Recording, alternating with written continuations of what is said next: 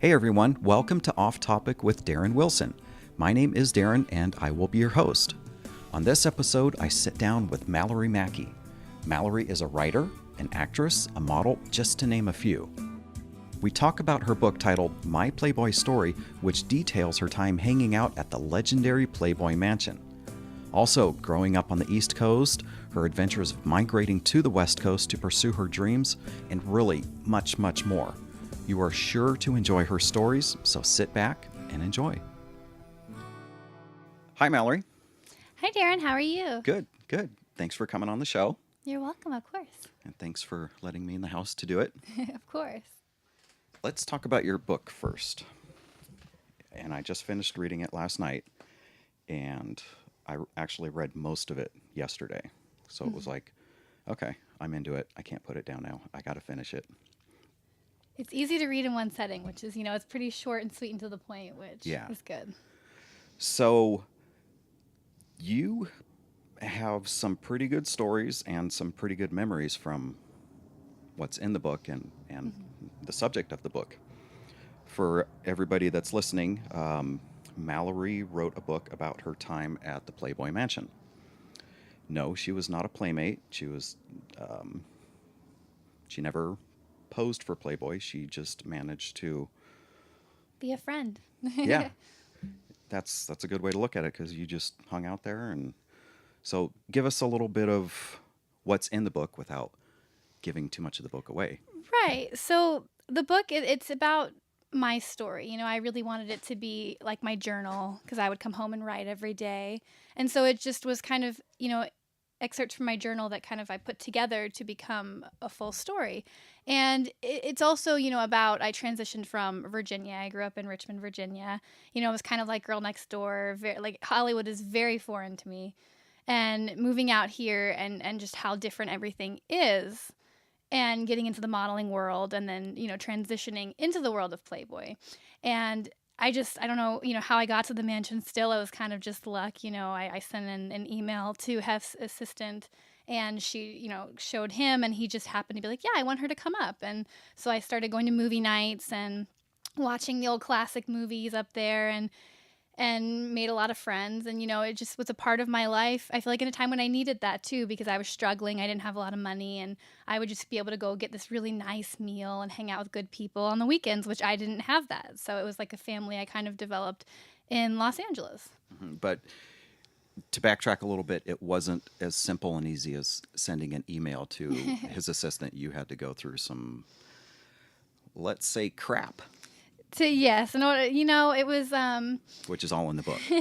It's all in the book. I loved the girls next door. I definitely wanted to go, be at the mansion and spend time there, and hung out with the wrong people. I feel like initially to try to get in.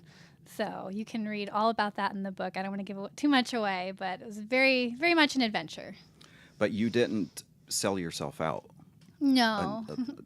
During those times, you had a mission, and you accomplished your goals without, again, selling yourself out and compromising what you thought or believed in. So it's true. And you know what? I don't drink. There's been like problems in my family with drinking and everything. So a big thing for me is, while I might have a glass of wine occasionally, I'm never going to be that party person, and I'm never going to go out and get drunk or party too hard. And, I feel like that's most of LA. It's most of Hollywood. At least the bad side of Hollywood. So, I just made sure that I stayed true to that, and I wasn't going to compromise. And, coming from Virginia too, I'm sure some people do drugs, but it's not a very common mainstream thing. So, going into a club in Hollywood and seeing people do cocaine, it's shocking, as someone that, coming from a small town that's never even seen cocaine before. I'm like, yeah, I was at a rap party last year, and I went to the bathroom, and in the hallway right outside the bathroom, there's a sign that says, "Please don't do coke in the bathroom." I'm like, really? That's your artwork inside this club? I mean, from what I hear now from people that, everyone I've talked to pretty much that's grown up in Los Angeles, like, oh yeah, people start cocaine in high school. And I'm like, what? That's crazy. So you did well in staying away from it, and again, staying true to yourself. And so what were your favorite memories and experiences at the mansion? Oh, that's a good one. You were telling me before we started that movie night was just incredible. Yes, movie nights are my favorite, and I was like a Friday movie night girl. You know, there was different movies for different days, and so Friday was like an old classic, and then Saturday was old classic too, and then Sunday was like the new modern movies. And I just didn't. I mean, some of them you want to see, and it's cool that you get to see them from the mansion, and you don't have to go to the theater to see them. So it was kind of neat because there's still movies in theater that he would play on Sundays. Right. Like he would have the permission to play them. Being half, he had some leeway and exactly some perks to being Hugh Hefner. But I didn't, those were always crowded for me. Everyone wanted to come to those. I liked the Friday nights, and it was just me and one or two other girls that would like to come on Friday. And I got introduced to classic cinema that way. There were so many movies I never would have watched, I wouldn't have cared to watch, that I did, and they became my favorites. Like, I love Some Like It Hot. Some Like It Hot is probably one of like my ultimate favorite movies, top 2 or 3. Like, love it. And we're talking about it at dinner time before the movie, and everyone's saying, oh, it's a Marilyn Monroe movie. And I just had this, I don't know, different idea of what a Marilyn Monroe movie would be, because I honestly hadn't seen any. Okay. And I'm like, oh, I don't know if I want to watch one of those movies, And then Hef would get up on his couch, and he would read a description of what the movie was and cool facts about it. Like a couple, some of his friends were like movie connoisseurs, and so they would write out these interesting facts from filming. And so, he gets up on the couch arm, and he's reading it to me and to everybody there. And I'm like, wow, this sounds really good. I think I'm going to enjoy this one. It kind of changed everything. And then I watched it, and it became one of my favorite movies. Awesome. Same thing with Bonnie and Clyde. I did always kind of want to watch it, but I probably wouldn't have if I wasn't at the mansion. So there was just so many movies I wouldn't have seen, And then I saw on your Instagram you got to see Bonnie and Clyde's car. Yes, that was so incredible for me.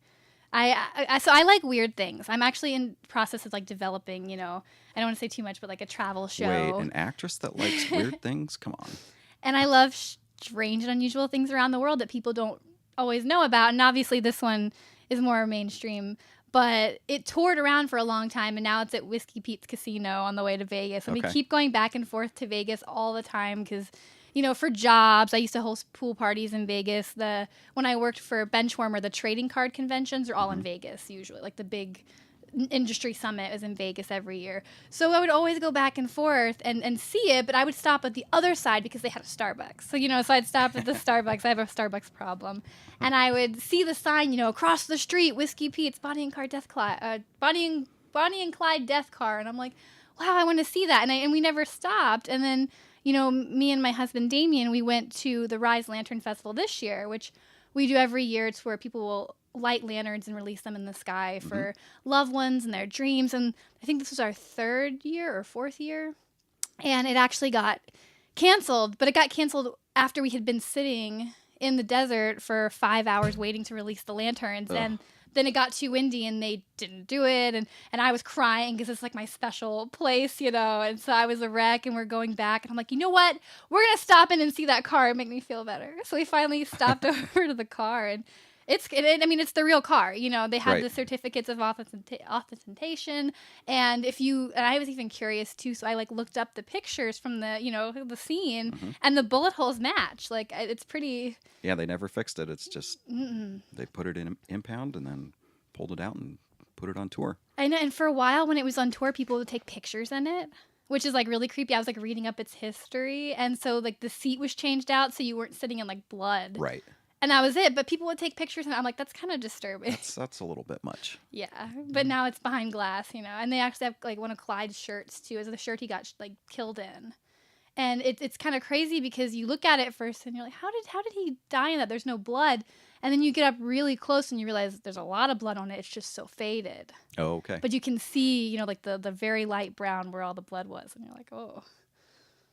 So that's not an obsession with liking weird things. That I would love to see that, and it's fascinating. It's a part of history, and hopefully it's one of those things that will go along with Scared Straight. Mm-hmm. Like, okay, that's real. There's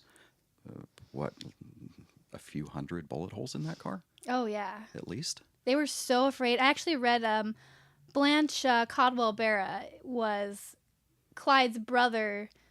What's his name? Clyde's brother's wife. And she wrote a book because she's the only person that survived, the adventures with Bonnie and Clyde. Everyone else, was killed from the main four anyway, because it was Bonnie, Clyde, his brother, Buck, and then her.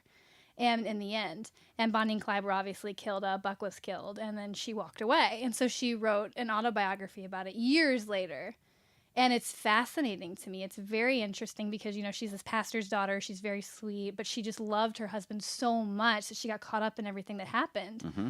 And so I've always had like an affinity for that story, and it's a fantastic book. So that kind of drew me to it too. See, this is why I called my show Off Topic. Yeah. Because we do this. Anything else about the mansion and movie nights? I know Casablanca, after reading the book, Casablanca is one of your favorites. And I can probably quote like 80% of Casablanca because, we watched it so many times. It was Hef's favorite movie. Uh-huh. So every year for his birthday, the men would dress up in the white suits and the women would have to wear a dress from, like the 40s or 50s. And we'd all come together the Friday. But the time when I was there, it was the Friday before Hef's birthday. And we would watch Casablanca. And beforehand, it was like this whole caviar and lobster dinner. And then we watch it. And then we come out and they turn the dining room into Rick's Cafe. And everyone has caviar and cake. It was really awesome experience. I mean, I love Casablanca. It's so clever. What's your favorite line? We'll always have Paris. And also, when they break into, the establishment to close it down for gambling. And obviously, Louis, the cop, has been in on the gambling. And he's like, I'm closing your establishment. He's like, why? I'm shocked to find there's gambling here. And he's like, you're winning, sir. Like, shocked, Right. And he's like, they give him his winnings when he's yelling about how there's gambling here. But I'm keeping my winnings. Exactly. It's pretty clever. There's just like a way people would speak back then. It's so clever. Right. And it's so well tailored. And it's not like that in movies anymore at all. Nope. Like, I mean, just watching, like everybody loved all those movies, like The Bachelorette and like all these movies, where it's just so kind of dumbed down. And I miss the old cinema and That's how a nice way to clever say it was. Yes. There really should be more dialogue-driven movies and plots and storylines that make you think. Mm-hmm. Definitely. Make you pay attention to the whole movie instead of just waiting for the action scenes. Exactly. And I noticed that because we would watch a classic movie on Friday, and then if I came back on Sunday and it's some modern movie, and I'm like, this does nothing for me comparatively. Right. Like, I'm skipping Monday movie nights now. Mm-hmm. It just wasn't the same. But then for whatever reason, everyone I swear, not everyone, but most of the girls at the Playboy Mansion love Disney. I don't know how Disney winds up getting so involved, but that's a big part of my book too.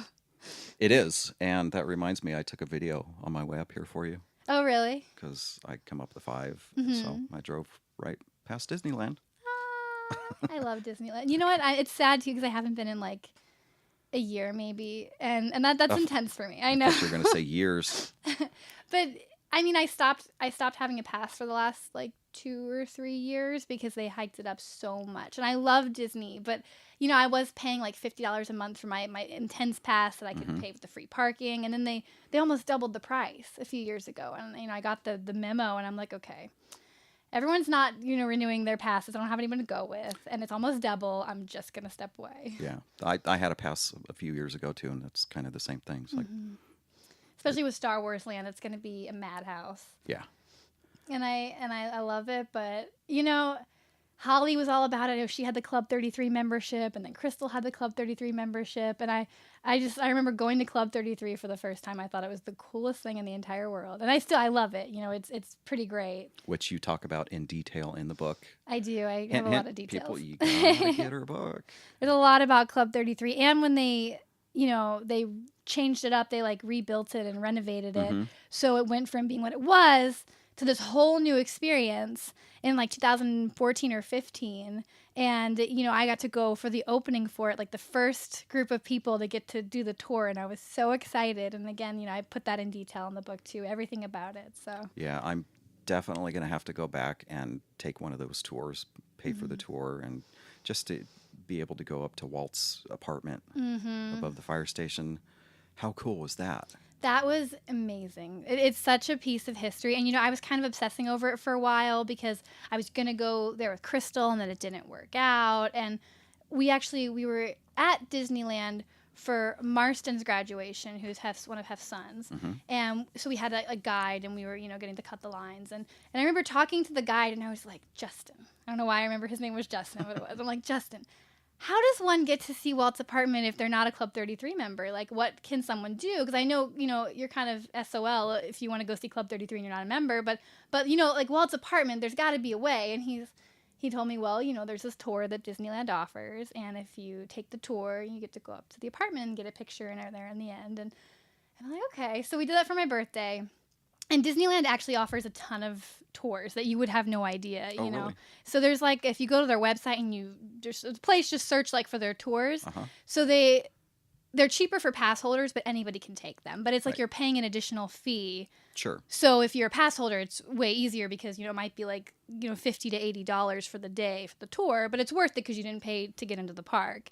And there's some, like one of them, the cheapest one I think is like about like the horticulture where they show you all the plants at Disneyland. I never did that one because that was, it doesn't, I'm sure it's interesting, but it didn't sound like, And then we did the Walk in Walt's Footsteps, which is the one where you saw his apartment, and it's all about the history of Disneyland. And all the tours come with like food and lunch and little snacks. And then there's a Halloween tour, which is booked out forever in advance. So if you want to do the Halloween tour, you got to call months and months in advance, where you go kind of trick-or-treating and get little snacks, and then you get to cut the line for Space Mountain and Big Thunder and Haunted Mansion.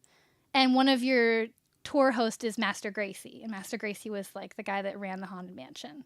So he's really cool. So that one's really fun. And then there's a Christmas one where you get to get the front row for like the parade, which is cool. So there's a bunch of cool things at Disneyland that you might not know about that anybody can do, as long as you pay for it. And we actually went to Disney World this past year for my birthday because I hadn't been in 10 years.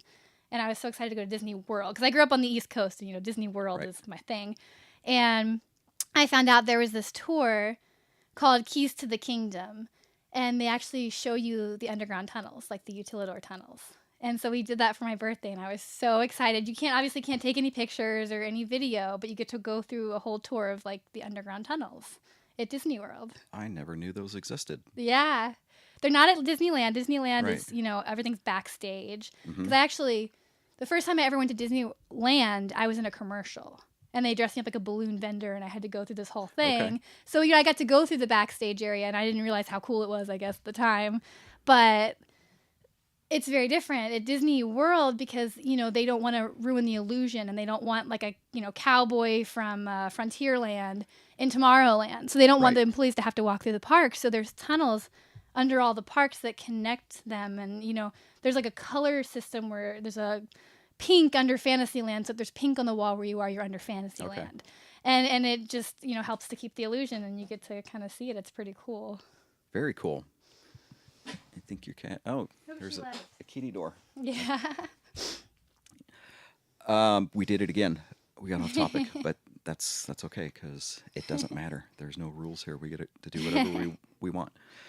So let's go back a little bit, and we'll get back to the mansion because I know everybody wants to hear more about the mansion.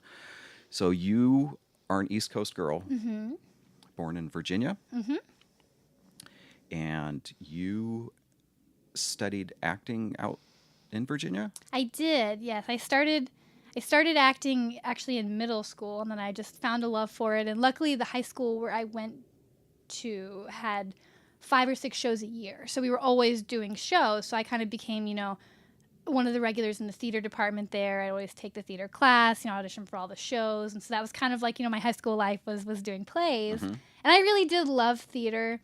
Me and my husband Damien actually both went to college for theater. So we went to VCU out there. It's a big art school. And their theater program is pretty intense. Like, it's probably as intense as it could be without being a conservatory. Because it's not, it's a regular college. It's not a conservatory. But you had to audition to get in. And then after 2 years of being with the program, you had to audition again. And if you weren't up to where they wanted you to be, you were kicked out. Okay. So it was very intense, and if you missed 3 classes, we were out. It was very disciplinary, very conservatory base. Our teachers, my movement teacher used to choreograph things on Broadway. Like, it was very, very big theater school, very much like that. We love theater. We kind of hit a point partway through where both of us were thinking, I would like film more. And there's not as much film in there. We did take some classes where they had like acting for the camera, but it was like near the end. And then our senior year, there were, what's it called? Like showcases that we would do. Right. And they would go to DC, and it was in front of agents and casting directors and people to try to get you involved in the community theater in DC. There's one in New York, and that was it. Or no, in Chicago. So there was the New York, Chicago, DC, and that was it. And, me and Damien went up to our teacher and we're like, what about LA? Like, we want to go to LA. What's going to happen for people who want to go to LA? And she's like, no one's ever really asked me about that before. I don't know. And kind of did some research. And she actually got us connected with this organization called the Actors Connection that did a showcase out here in Los Angeles. And so we were actually the first class to come out to Los Angeles to get to do that. And what it is, it's like a bunch of workshops. It's like for a week's time, I think. It was a week. And it's like 4 workshops a day. You would meet with different casting directors. You would read their sides. They would give you feedback. Some of them were agents, managers, but mostly casting directors. And it kind of got you meeting professionals out here. And so, we did that. And then that kind of solidified we wanted to be out here. So as soon as we graduated, we just got a moving van. A couple of our friends, we all came out together to make it easier and drove across country. That's a big move. It's not only to come across the country, but to come across to LA for the film and TV business. It was intense. And I mean, especially, I was lucky enough to have a job lined up because for years I was a manager at Victoria's Secret. And then I, dropped down to being just like a, associate, but I still had the position out here to be able to move over here. Not that I was getting paid, much because it's retail, but it was something. But to come out here with a job lined up, that helps set your mind at ease a little bit. Exactly. And make it easier. There were definitely, the first year or two, probably like year and a half we were out here, there were many, many times where, you have 10 cents in your account and you're like, well, I guess I'm going to eat some ramen and toast. Yep. Like everybody else does. The old standby meal. Exactly. Whatever fills the belly. So you guys made it out here. Squeaky chair. You landed, and what did you guys do, and how did it go? Your first year you were here. I thought we did pretty well. Like, I mean, we didn't really didn't have much, but we were happy. And I mean, I'm very detail oriented, and so I got an agent immediately because I was like, okay, I got to get. They don't actually exist anymore, but there used to be a book from Samuel French that had all the agents listed, called The Right Agent. Everyone in LA and what they were looking for. And so that was perfect. So I would, go through the book and I would circle who I was going to submit my headshots to. And then I would go and print them and then send them out. And I was really adamant about it. So I actually did get an agent from that, which was fantastic. And I would be on Actors Access, LA Casting every day, submitting myself for work. And, and while I wasn't on any like crazy major mainstream TV stuff right away, I still would get my auditions. I did a lot of like little indie things. And we actually did the Actors Connection again because we were out living in LA, and now we're here, so we're ready. Like before, we were in Virginia, they couldn't really cast you for anything, they couldn't really do much. So now that we're here, we did it again, and we actually pretty much owe a lot of the work we've done through the Actors Connection because we met with this guy named Ryan Glasgow, who's a manager. And he was really cool, and him and Damien and me became really good friends, and we started going to his classes because he had, his acting technique classes, like for audition technique, and he was like, I really want to do this show, and I want to get it off the ground. And it was this silly little web series about like being a casting director. And, what they go through every day and how bitter they are. But it's, like, funny, it's a comedy. And it was really, and, good job, thanks, is them really saying, like, okay, next, And it's really funny. And it was amusing. And so, he got one of his clients to be the director. And then me and Damien, came on to help wherever we could. And we all kind of made it happen. So we made this web series. And, the first one I'll never forget was with Jonathan Bennett. He was Aaron Samuels in Mean Girls, and so Okay. I loved Mean Girls. And I just couldn't believe that we had, the guy from Mean Girls on our web series. And it was really cool. And so, it was something like, it was very small, but it was something we all loved and worked on together. And then, from that we made other connections. And then, the guy that directed Good Job Things was making indie films, and he would hire us for his indie films. And, from there, it's all about who you know. Right. And it kind of, snowballed into all of the films we've done, because we've done a lot of indie films together. They're all very low budget, but it's just been from people we've met from that. Right. And then you've done a bunch of commercials as well. Mm-hmm. What's your biggest role that somebody might recognize you in, or... Let's see. I did that Disneyland commercial, and I was so excited because I was like, you could see me riding Space Mountain when you would go to the movie theaters, and I thought that was so cool. Like, or not Space Mountain, Big Thunder Mountain. I'm like, oh, that's me. I'm Big Thunder Mountain right there. But actually, I did this show called My Haunted House, and it was made for the Bio channel, so it was kind of like an offshoot channel. But it was like the third or fourth episode they had ever done of it. And it was kind of like a reenactment thing. It was about real stories about haunted houses. And I actually came in to play like a 24, 25-year-old, because I was like 24. And they were like, no, I see you playing 15. And so they actually cast me as a 15-year-old. Really? Like from that. Yes, I was playing 15. And I was definitely like 10 years older for sure. And I was playing 15-year-old. And because it was the second, third, fourth, like one of the first episodes of the show, it was all over their whole like advertisement for it. And for whatever reason, they advertised this everywhere. How many years ago was this that you played a 15-year-old? It was 2013, I think. 2014, maybe. Something like that. Okay, well, you can still play a 15-year-old. Thank you. Thank you. But they advertised it so heavily that, and I was in like 50% of the trailer, because it was, the first couple episodes of the show was all they had. And it was on ABC. It was on all the mainstream channels. So everyone I knew was like reaching out to me like, Malorie, are you in the show coming up? Because I keep seeing you on TV, but it was like all over. And it was for like a kind of not mainstream channel, but it was all over everything, because they were plastering their advertising everywhere. So that was kind of cool. Nice. Okay, so I remember reading in the book about a gig you got, and Damien was on this with you, where you guys had to go back east and blew up a... What did you blow up? I blew up a house. The whole thing? The whole thing. It was called Justice, and it was actually Oklahoma. And it was very interesting because we shot in Prague, Oklahoma. And Prague, Oklahoma is like the middle of nowhere. There is one traffic light in the entire town. Like, that's it. And there was a Subway and a Dollar General and like a diner. And that was it. Like, it was like nothing.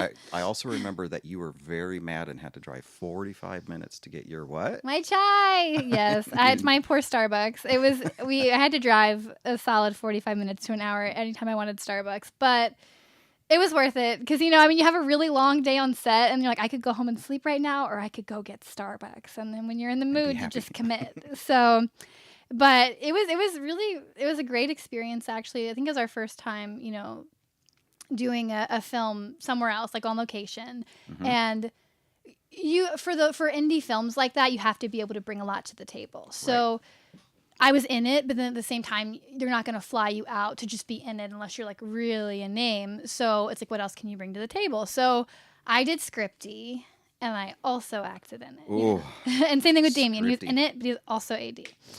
But yeah, Scripty, I have a love-hate relationship with Scripty. Like, I'll still do it for people that I love. I'll be their Scripty, but it's not... And a lot of money. It's not very many people, but, I'm really good at it because I have OCD and I notice everything.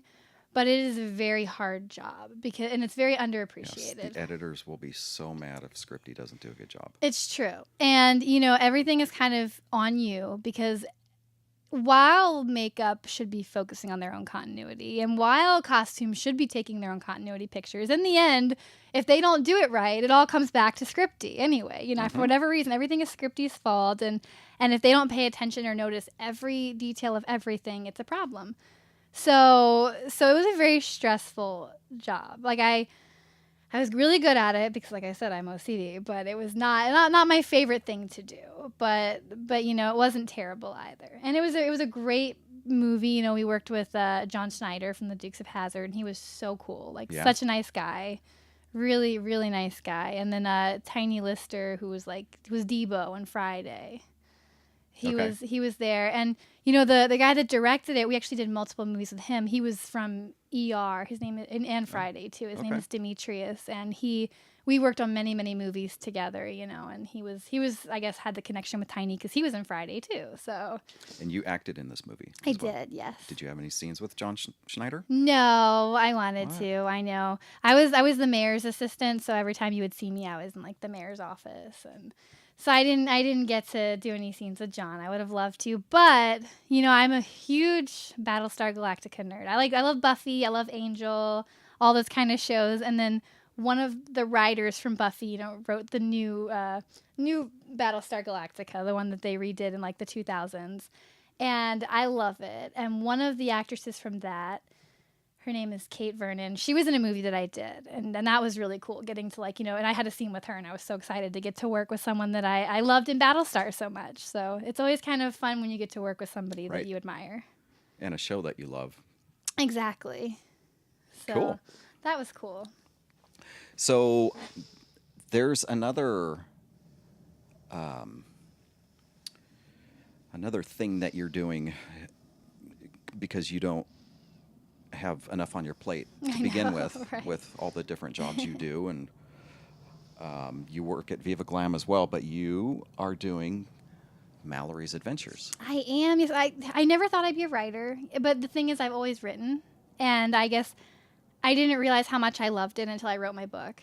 Because, you know, in school they put you to write, and you're like, oh, okay, I'm gonna write, and it's like a task, and you don't want to do it. But I realized when I'm not required to write, and I can just, you know, write about what I love doing it. It's one of my favorite things. So I found that with the book, you know, and then I started working for Viva Glam, and I love that. And then, you know, and you write for them too. I write for them too. I just read an article in the latest issue that you wrote. Thank you. Yeah, I love it.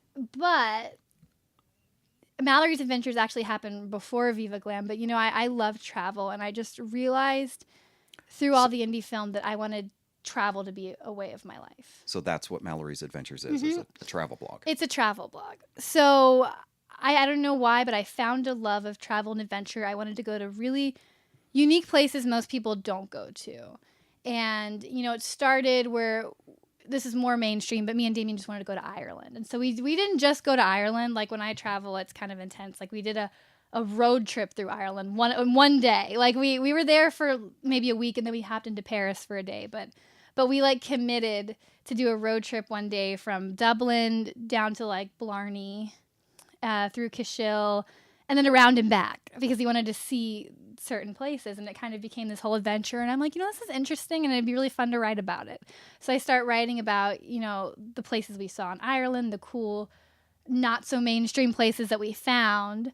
And then the next one that we did, I committed to going to this place called, I'm probably going to say it wrong, but Calxlautinen. Oh, Cheza!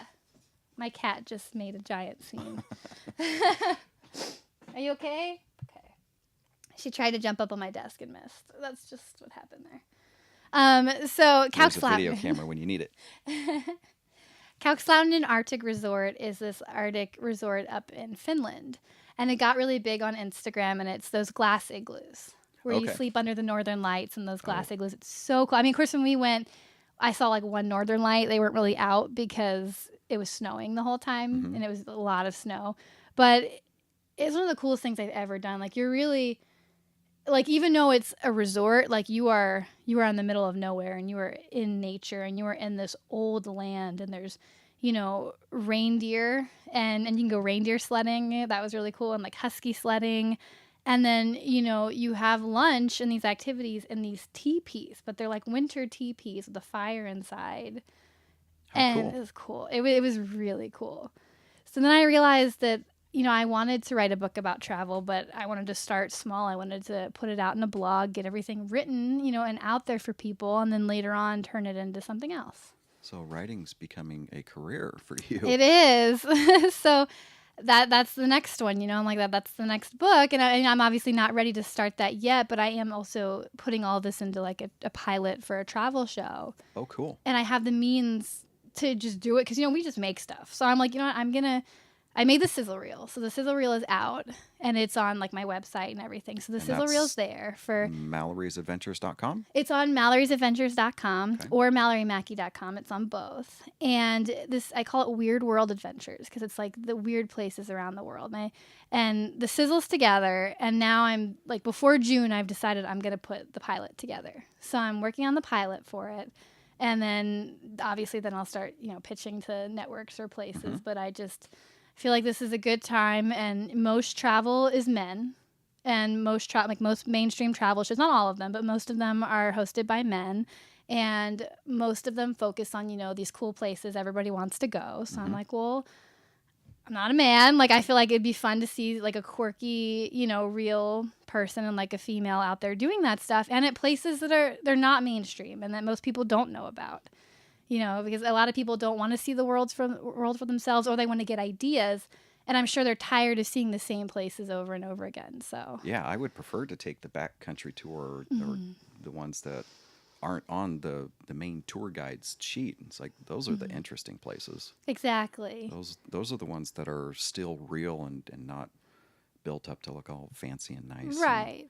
And it's a struggle to get to them, and it's harder to deal with them sometimes, but that's why it's good to have like blog and insider tips though about ways to do it too. Yes.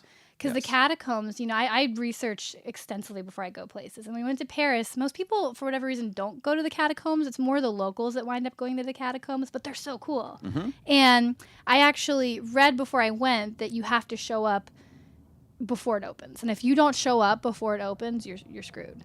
And so, it opened at 9 in the morning. I think we got there at 8 a.m. And by the time we got there, the hour before it opened, there was already, starting to lines forming around the street. So if you got there right when it opened, you were waiting 3 or 4 hours to get in.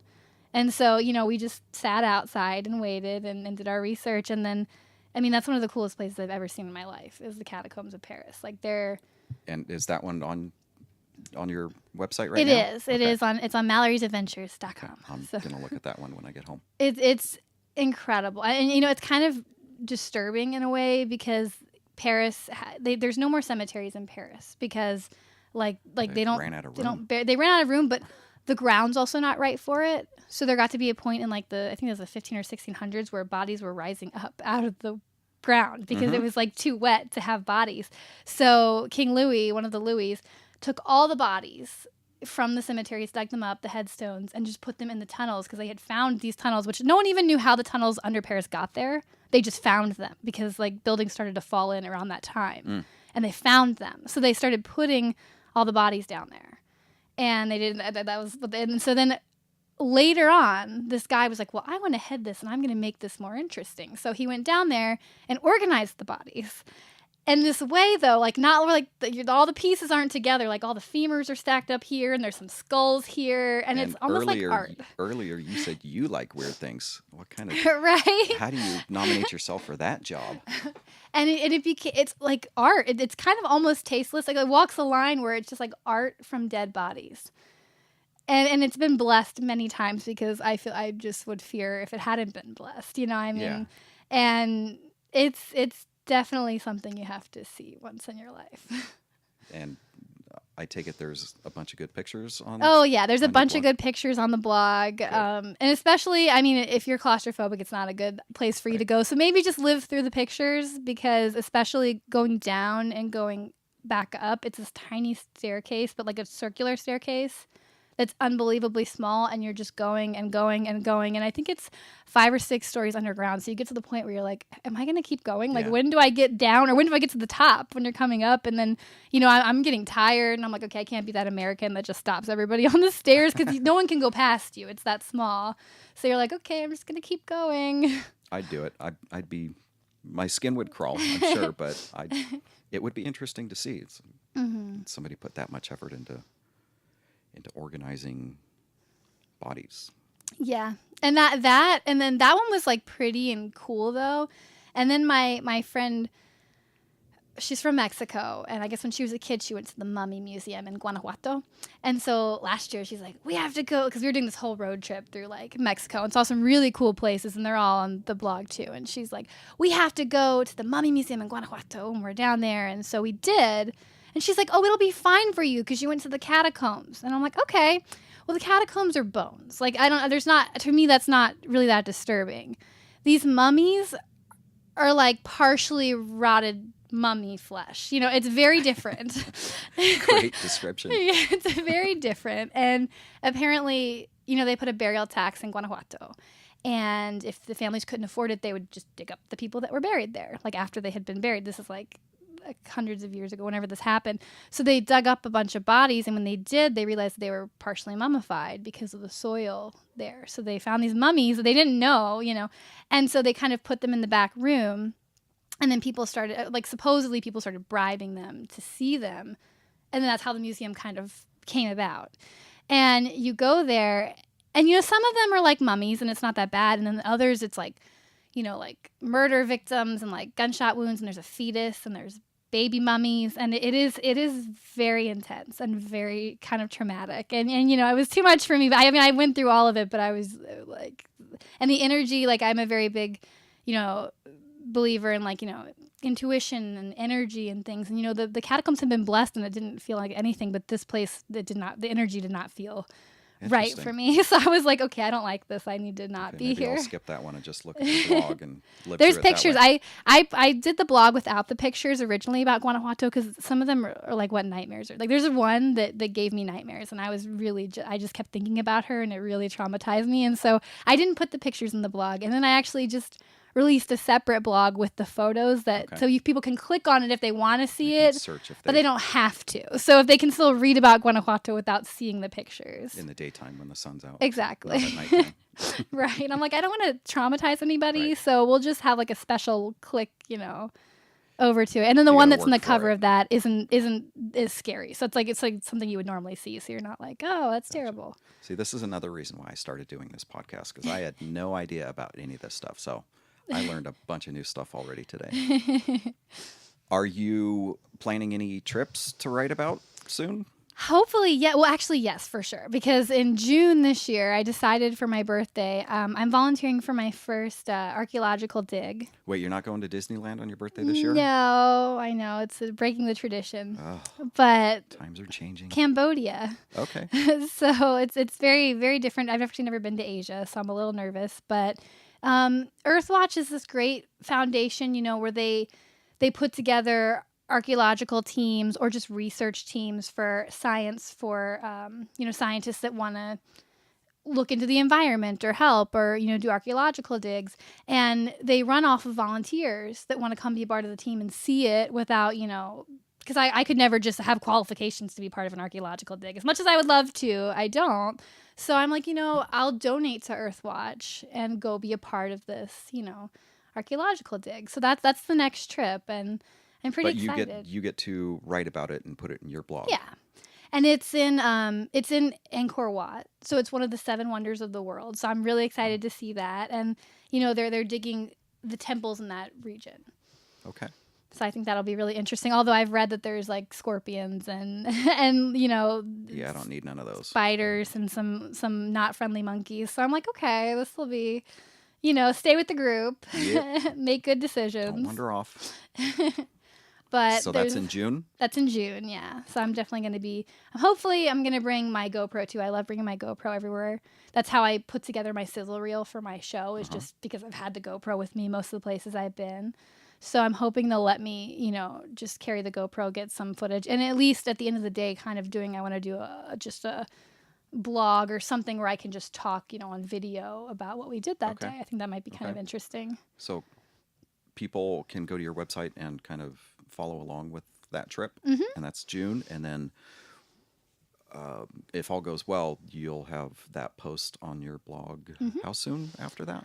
Hopefully right after. Hopefully the end of June, everything will be up, because I'm pretty quick with all that. But that, and then, you know, I'm also wanting to do like a weird Europe trip. I have never done like the big Europe trip where you just go everywhere. So next year for 2020, I'm planning on like doing the big Europe trip, going everywhere, but, you know, obviously some mainstream places, but then also some like less mainstream. Like there's a bone ossuary in Prague that I think looks really cool, where I'm just like, I can't not go there. So She has a bone fascination. right. But yeah, so that'll be, and then ideally, obviously not anytime soon until, you know, I save up, but I definitely want to take a Jerusalem, Egypt, Yes. Petra tour. That's on my bucket list, if you will, as well. Have you heard of Masada? It's like, it's this place, and it's somewhere, I think it's in Israel, like near the Jerusalem, where you can take a day trip out to Masada. And it's this elevated city. It was like an old city, like it's like in the middle of the desert, and it's like up on a plateau. And it was somewhere like, I think at one point the Jewish people went there as like to hide from the Egyptians or people they were being persecuted from. And when they came to take them back, there was this tiny little narrow walkway to get up there. So they would try to, you know, be as safe as they could, but they realized they couldn't. And so they actually did like a mass suicide, like in Masada. Like it's crazy. And I actually heard about it on the sci-fi show Destination Truth. They like investigated there, and they do day trips there where you can like kind of go see, like, because the town's still just how it was up in the plateau in the desert. And so I want to check that out too. I want to be Josh Gates. He's like my hero. He's like, he did this show called Destination Truth on the Sci-Fi Love Sci-Fi channel, the Sci-Fi channel.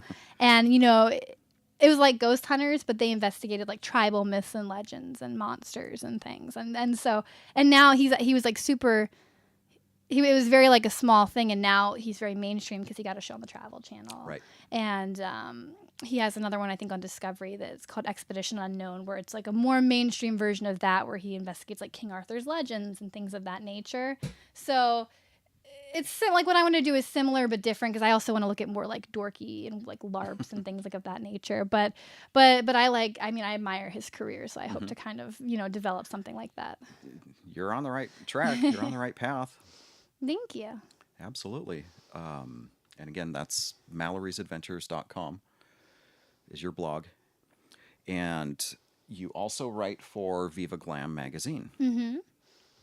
Yep, I love Viva Glam. I was so excited to be the managing editor for this last edition that we had come out, the anniversary edition for 2018. And, you know, I love it because it's very positive and uplifting. And, you know, I get to write about travel and you know, beauty and lifestyle and things, but just in a very positive way. You know, there's no negativity. It's all about, you know, lifting each other up, which I love. Is Katerina going to want some of your travel stuff for the magazine, do you think? Probably. You know, I mean, I definitely, I try to make it more, you know, different for each place, but I do post a lot of, you know, travel stuff for Viva Glam too. And I actually just went to the Travel and Adventure show last weekend in San Diego, and that was kind of fun. You know, it's a very different show. It's really interesting, and I wrote about my experiences for that for Viva Glam. So yeah, it was pretty cool. And do you model? Have you been in the magazine as well? I've done some of the makeup tutorials and stuff. You know, I haven't modeled for a while, but I keep saying like, oh, I'm not really modeling, because that was never my focus. You know, I was an actress. I went to school for it, and then I came out here and got a lot of modeling stuff, and was like, oh, okay, well, it'll be like, you know, a side thing, but it was never my focus. And then whenever I'll say, oh, I'm not really modeling anymore, it winds up coming back, you know, and I book a job, and I'm like, well, I guess I can't say no, you know. So last year, you know, I was doing that. Well, I'm not a model anymore. And then I booked a bunch of stuff. And I'm like, okay. So I do some like beauty tutorials and stuff for that, for Viva Glam, and Fashionizers is our other site. And you also host Models Talk occasionally? No, that's just Candace. Candace. That's just Candace. Yeah. Okay. And then every once in a while, somebody with their baseball card collection will pull out a benchwarmer card. Old classic. Does anybody remember the benchwarmer cards? So for the people that don't know what they are, what are they? They are collectible trading cards with models on them. So instead of collecting, you know, your favorite sports players, you can collect your favorite models. And, you know, we have like, you know, Carmen Electra was on them, and like Sarah Underwood is really big. And Malorie Mackey. Yes. I actually wound up kind of running, in a way, benchwarmer cards for a long time. Like I was kind of because it's a very small, you know, operation. And, you know, Brian Wallace is the guy that runs it and owns it. And and I was his like main helper, I guess, to get all of it done. So I mean, for a while I would pick the images that were going on the cards, and then pick the girls that were going to be in each subset and send them to the designer, and then organize the signing and get the girls to come in. And Candace would help me organize the signings because she was like really good with that stuff. And then keep the schedule, and then, you know, be there for the signing when everyone came in, make sure everything gets signed appropriately. And then after they would leave, organize it by subset, because there's different, what is it called? Like there's like a soccer set, you know, and then there's like a baseball set. Like there's different ones. So I would keep those, you know, separate for when those come out, and then the subsets from each one. And then I would also be there when we packed them and, you know, and got them shipped out to people. So I kind of saw that through all the way on every side. But it was fun. Like it was different.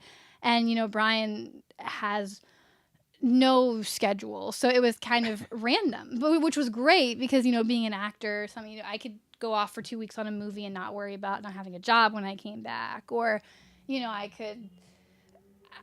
we would work like, I mean, really like 10 p.m. to like 7 a.m. or something. Like he never worked in the daytime. So, but it was nice because, you know, I could go to my audition in the daytime because I'm not working until, you know, 5 p.m., 10 p.m., whenever it happens. So it was really fun and different, but I really enjoyed that.